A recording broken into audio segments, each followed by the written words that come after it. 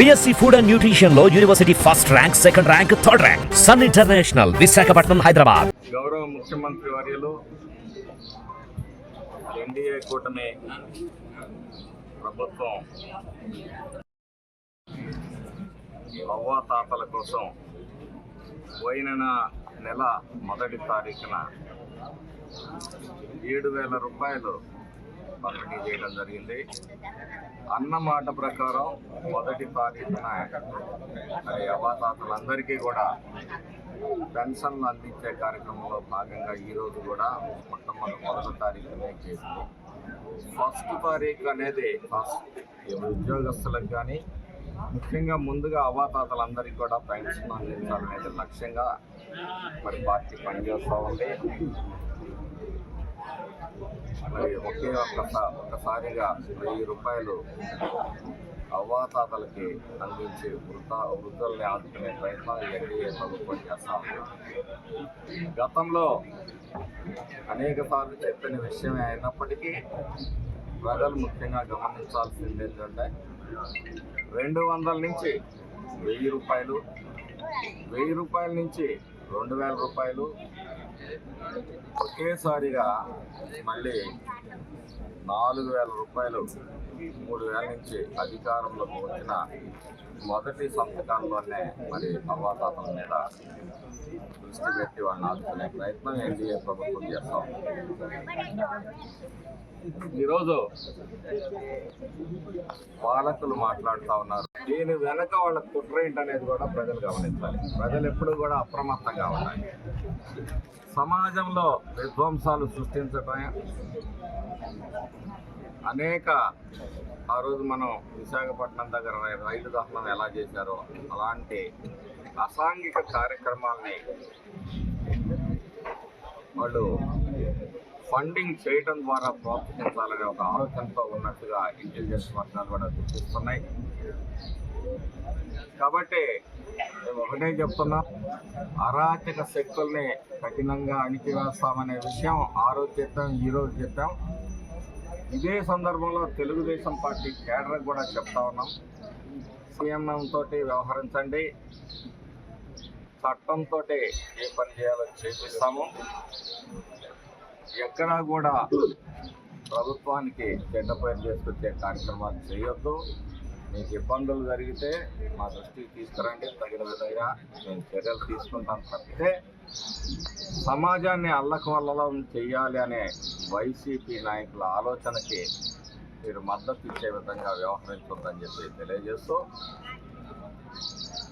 మరి ఈరోజు రాష్ట్ర బడ్జెట్ చూస్తే పరిస్థితి చాలా బడ్జెట్ కూడా పెట్టలేని పరిస్థితుల్లో ఓటాన్ అకౌంట్స్ని పనిచేయడం జరిగింది. రాష్ట్ర ఆర్థిక లోటు మీద గౌరవ ముఖ్యమంత్రి వర్యులు వివిధ శాఖ మంత్రులు కూడా వైట్ పేపర్ ప్రజెంటేషన్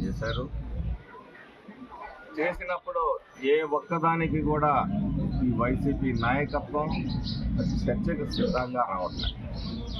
ఎంతసేపు ఏంటంటే ఇక్కడ లా అండ్ ఆర్డర్ని ఎలా డిస్టర్బ్ చేయాలనే ఒకే ఒక ఆలోచనతో ఈ వైసీపీ నాయకత్వం ఆలోచిస్తూ కుటిల యత్నాలు పొందుతా ఉంది.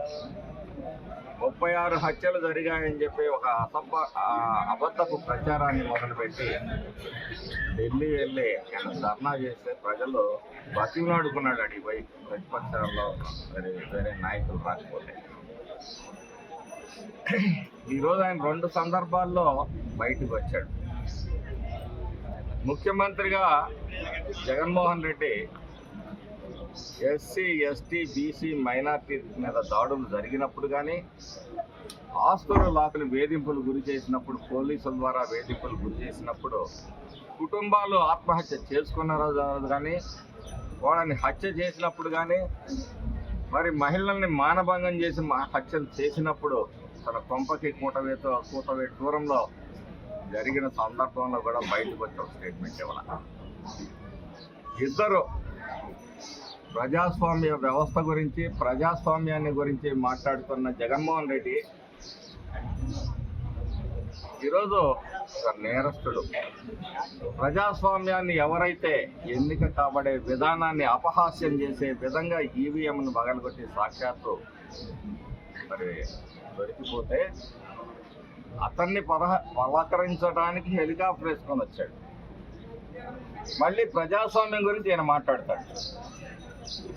అట్లాగే ఇద్దరు రౌడీ షీటర్లు నిన్నటి వరకు వైసీపీ ప్రభుత్వంతో అంటగాగిన వ్యక్తులు, వాళ్ళ మధ్య పడగ ఎన్నికల ముందు తెలుగుదేశంకి పాత్రకు వచ్చి వాళ్ళేమి కీలకమైన పదవులు బాధ్యతలు ఇక్కడేమి నిర్వహించింది లేదు, ఒప్పజెప్పింది లేదు.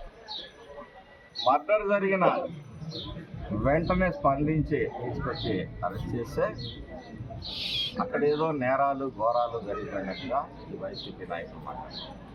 వీళ్ళ ఆలోచన ఏంటంటే సమాజాన్ని, లా అండ్ ఆర్డర్ని బ్రేక్ చేయాలి ఈ రాష్ట్రంలో. అభివృద్ధి వైపు కాకుండా ఈ రాష్ట్రంలో లా అండ్ ఆర్డర్ని బ్రేక్ చేస్తూ సమస్యలను సూచిస్తూ ఎన్డీఏ ప్రభుత్వాన్ని ఇరకాటంలో పెట్టే ప్రయత్నం నడుస్తున్నట్టుగా ఉన్న సమాచారం. అలాంటి ఏ ప్రయత్నం జరిగినా మాత్రం కఠినమైన చర్యలు అయితే తీసుకోవడం జరుగుతుంది. వాడు ఎంతటి వాడైనా సరే అని చెప్పి సందర్భంగా తెలియజేస్తాం. ప్రజలందరూ కూడా